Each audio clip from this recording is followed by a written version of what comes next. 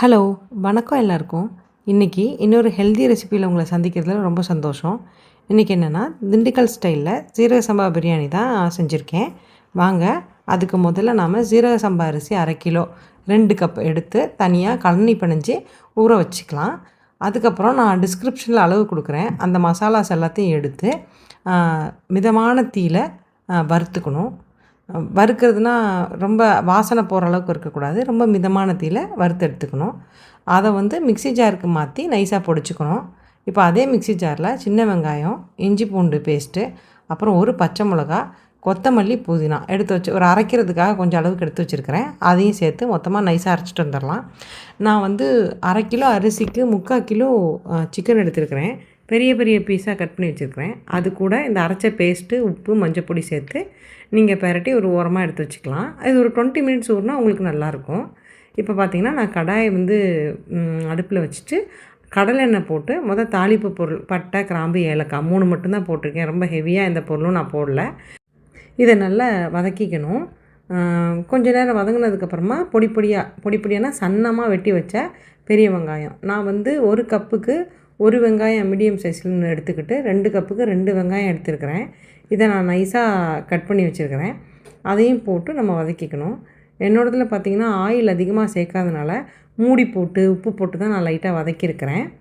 பாருங்கள், இப்போ கலர் மாறி நல்லா குறுகி வந்ததுக்கப்புறமா அதில் காரத்துக்காக நான் 1 ஸ்பூன் மிளகாத்தூள் சேர்த்து அதையும் நல்லா நான் வதக்கிக்கிறேன். இதுக்கப்புறம் நம்ம ஏற்கனவே ஊற வச்சுருந்தோம் இல்லையா சிக்கன், அதை எடுத்து இது கூட நான் சேர்த்துக்கிறேன். ஃபுல்லாக சேர்த்து இந்த வெங்காயம், இந்த சிக்கன் எல்லாம் ஒன்றா சேர்ந்து வர மாதிரி கலந்து விட்டுக்கலாம். கலந்து விட்டுட்டு கொஞ்ச நேரம் நீங்கள் மூடி போட்டு எடுத்திங்கன்னா உங்களுக்கு எல்லாம் சிக்கன், இந்த வெங்காயம் எல்லாம் ஒன்றா சேர்ந்துடும். எனக்கு தயிரை ரொம்ப நேரம் குக் பண்ணுறதுல இஷ்டம் இல்லைங்க. அதனால் நான் கம்மியான அளவுக்கு தயிரை நான் இதில் சேர்த்துட்டு ஃபைனலி சாப்பிடும்போது கொஞ்சம் எக்ஸ்ட்ராவாக சேர்த்துக்கலான்னு சொல்லிவிட்டு நான் 1/3 கப்பு தான் தயிர் இதில் ஆட் பண்ணியிருக்கிறேன். பட் இதில் கொஞ்சம் இன்னுமே அளவு அதிகமாக ஆட் பண்ணணும். பட் டயட்டோட கான்செப்ட்டுக்காக நான் கொஞ்சம் கம்மி பண்ணியிருக்கிறேன் தயிரை. 1/3 கப்பு தான் யூஸ் பண்ணியிருக்கிறேன். நீங்கள் 1/2 கப் வரைக்கும் இதில் தயிர் யூஸ் பண்ணலாம்.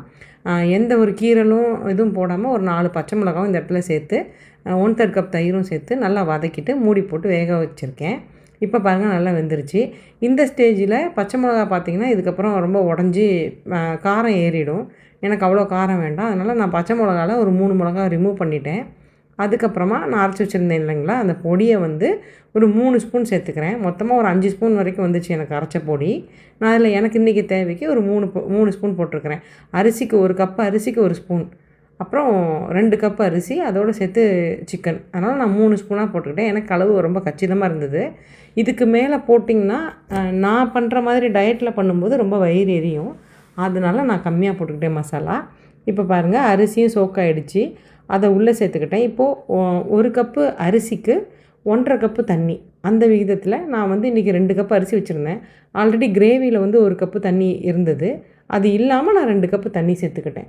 இப்போ மொத்தமாக 3 கப்பு தண்ணியில் இந்த பிரியாணி மூடி போட்டு நிறைய வாட்டி வேக வச்சு எடுத்துருக்கிறேன். தண்ணி சில பேர் தம் போடும்போது கொஞ்சம் நிறையவே இருக்கிற மாதிரி தம் போடுவாங்க. 20 மினிட்ஸ் போடுவாங்க. நான் இன்றைக்கி குக் பண்ணதில் பார்த்திங்கன்னா ஓவரால் தண்ணி ரொம்ப கம்மியான அளவுக்கு வந்துருச்சு. ஸோ அதனால் தம் போடும்போது நான் 20 மினிட்ஸ் போடல, வெறும் 10 மினிட்ஸ் தான் போட்டேன். நீங்கள் அதை தான் பார்க்க போகிறீங்க. போடும்போது நான் அடியில் தோசைக்கல் வச்சு மேலே வெயிட் வைப்பேன் ஜென்ரலாக. ஆனால் இந்த மூடி ரொம்ப வெயிட்டாக இருக்கும்.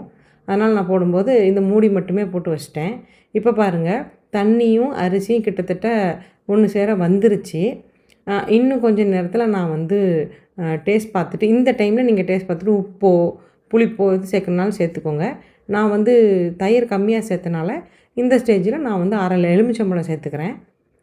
அதுக்கப்புறமா கொஞ்சம் இன்னும் தண்ணியும் அரிசியும் சேர்ந்து கலந்து கொஞ்சம் நெருக்கமாக வந்த உடனே நான் 1 ஸ்பூன் நெய் ஃபைனலாக சேர்த்துட்டு தம் போட போகிறேன். பாருங்கள், இப்போ பார்த்தீங்களா, அரிசியும் தண்ணியும் கரவசரவாக ஒன்றா சேர்ந்துருச்சு. இந்த டைமில் நான் நெய்யை போட்டுட்டு வெறும் 10 மினிட்ஸ் தான் வைக்க போகிறேன். ஆனால் அதுக்கப்புறமா டவுன் டைம் ஒரு 20 மினிட்ஸ் அதை ஓப்பனே பண்ணக்கூடாது. ஏன்னா கம்மியான டைம் தான் நம்ம ஃபயரில் வச்சுருக்கோங்கிறனால அதுக்கப்புறம் இருக்கிற 20 மினிட்ஸ் ஓப்பனே பண்ணாமல் நான் அதுலேயே அந்த ஹீட்லேயே இருந்து குக் ஆகட்டுன்னு விட்டுட்டேன். இந்த கேஸ்ட் அயர்ன் பாத்திரம் நம்ம மண் பாத்திரம் மாதிரி அப்படியே அதில் இருந்தே குக் ஆகும்.